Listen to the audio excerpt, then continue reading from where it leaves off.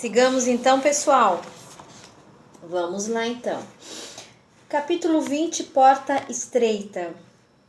Porfiai por entrar pela porta estreita, porque eu vos digo que muitos procurarão entrar e não poderão. Jesus, Lucas, capítulo 13, versículo 24. Antes da reencarnação, necessária ao progresso, a alma estima na porta estreita a sua oportunidade gloriosa nos círculos carnais. Reconhece a necessidade do sofrimento purificador. Anseia pelo sacrifício que redime. Exalta o obstáculo que ensina. Compreende a dificuldade que enriquece a mente e não pede outra coisa que não seja a lição, nem espera senão a luz do entendimento que a elevará nos caminhos infinitos da vida. Obtém o vaso frágil de carne, em que se mergulha para o serviço de retificação e aperfeiçoamento. Reconquistando, porém, a oportunidade da existência terrestre, volta a procurar as portas largas por onde transitam as multidões.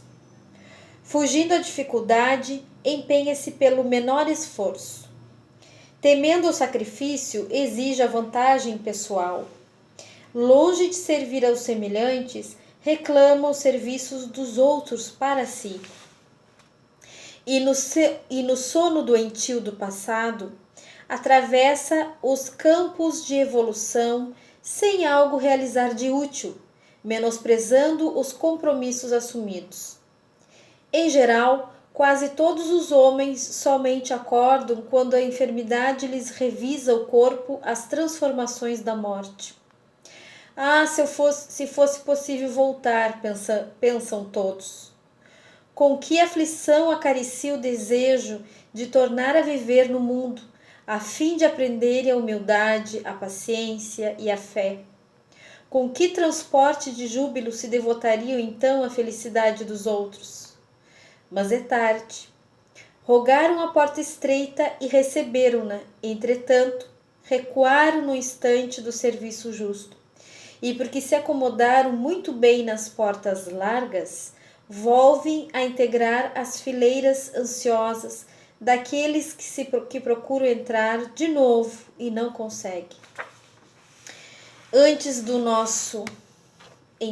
a nossa reencarnação, de acordo com as nossas existências anteriores e com os comprometimentos, que nós mesmos construímos através de atitudes erradas ou falta delas, falta de atitudes no momento certo, omissões, enfim, os nossos desacertos aí pelo mundo afora e de encarnação e reencarnação.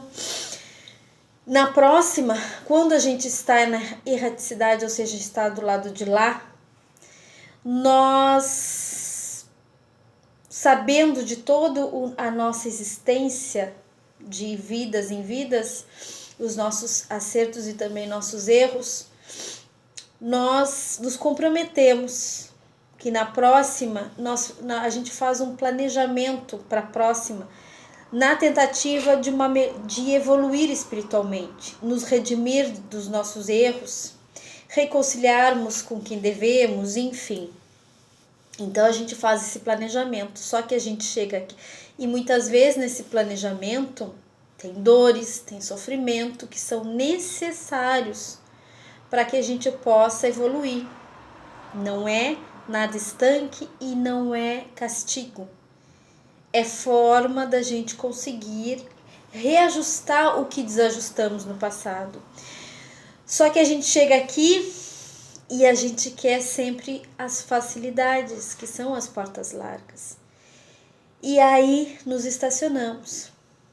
Então a porta estreita que Jesus nos diz que temos que passar, e ele ainda afirma que se nós tivermos ele no coração, nós vamos passar essa porta estreita sim, mas sempre acompanhados dele. Então a porta estreita é aquela difícil, são as dificuldades da vida, Mas não obstante isso é o fazer o certo, mesmo que isso signifique barreiras,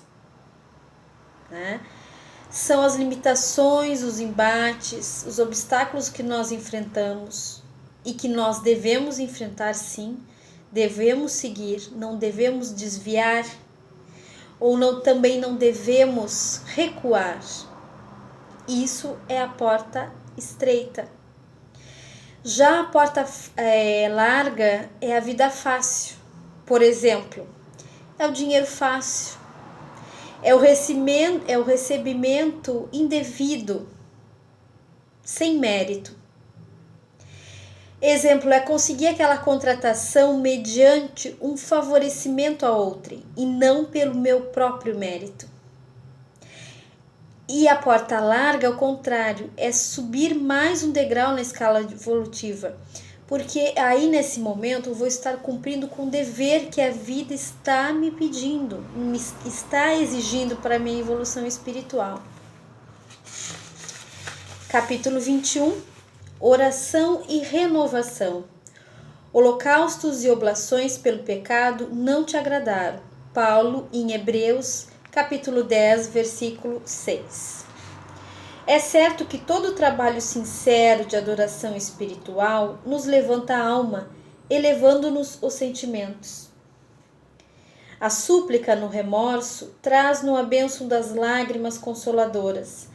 A rogativa na aflição dá-nos a conhecer a deficiência própria, ajudando-nos a descobrir o valor da humildade. A solicitação na dor revela-nos a fonte sagrada da inesgotável misericórdia. A oração refrigera, alivia, exalta, esclarece, eleva, mas, sobretudo, afeiçoa o coração ao serviço divino. Não olvidemos, porém, de que os atos íntimos e profundos da fé são necessários e úteis a nós próprios. Na essência, não é o Senhor quem necessita de nossas manifestações votivas, mas somos nós mesmos que devemos aproveitar a sublime possibilidade da repetição, aprendendo com a sabedoria da vida. Jesus espera por nossa renovação espiritual, acima de tudo. Se erraste, é preciso procurar a porta da retificação. Se ofendeste alguém, corrige-te na devida reconciliação.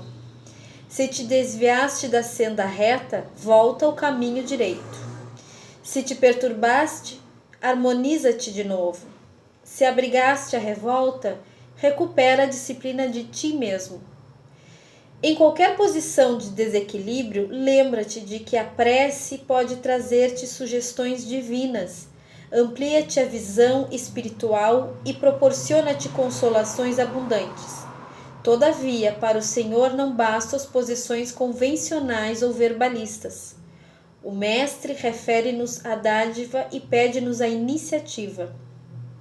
Nos teus dias de luta, portanto, faze os votos e promessas que forem de teu agrado e proveito, mas não te esqueças da ação e da renovação aproveitáveis na obra divina do mundo e sumamente agradáveis aos olhos do Senhor. A oração é uma ponte que fazemos com a espiritualidade superior. É uma conversa, uma reunião com a espiritualidade superior, com as falanges de trabalhadores na seara do bem. É uma comunicação, é o estreitamento que temos com o próprio Jesus e com o próprio Deus. Então, é de suma importância. É claro que existem as orações já pré-determinadas, né? Ave Maria, Pai Nosso, Prece de Cáritas, a Bezerra de Menezes e muitas outras.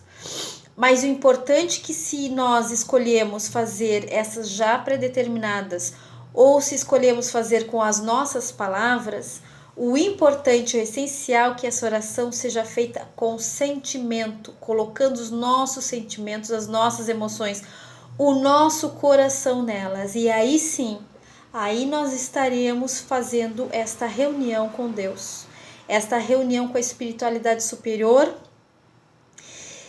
E por isso mesmo, eu já disse lá, acho que no primeiro vídeo, que no nosso centro, no caso da Paz Allan Kardec aqui de Santa Vitória, mediante esse problema do coronavírus, nós não estamos com as atividades do centro abertas, mas nós estamos fazendo todos os dias, de segunda a segunda, às 20 horas, o Evangelho no Lar, cada um nos seus lares. Então, no Evangelho do Lar, nós fazemos oração, nós abrimos um capítulo do Evangelho segundo o Espiritismo, lemos aquela mensagem, tentamos fazer a reflexão do que nós estamos lendo, fazemos as vibrações e encerramos com uma oração. E isso é imprescindível. A espiritualidade nos avisa, inclusive, que a oração, quando constante no lar, cria no plano espiritual, ao olhar para cá, eles veem na terra luzes que emanam da terra até o alto. E são aqueles lares onde a oração feita com o coração é feita constantemente, ou pelo menos periodicamente. Criam luzes, fachos de luz daquela casa, daquele local, até o plano superior. Então vejam como é importantíssimo, porque nos ajuda a abrir a mente, a perceber determinadas coisas, a termos ação quando a gente está num determinado problema que a gente não sabe muito bem para onde agir, nos abre a mente. É muito importante. Então eu convido todos mais uma vez a participar, venha conosco participar nesse momento aí de coronavírus, nesse momento de provação coletiva que estamos passando. Aproveitar esse momento e vamos todos os dias, de segunda a segunda, fazer ou mesmo o Evangelho no Lar, se você está acostumado, tá certo? Muito boa noite a todos, até amanhã, se Deus quiser. Um beijo para todos.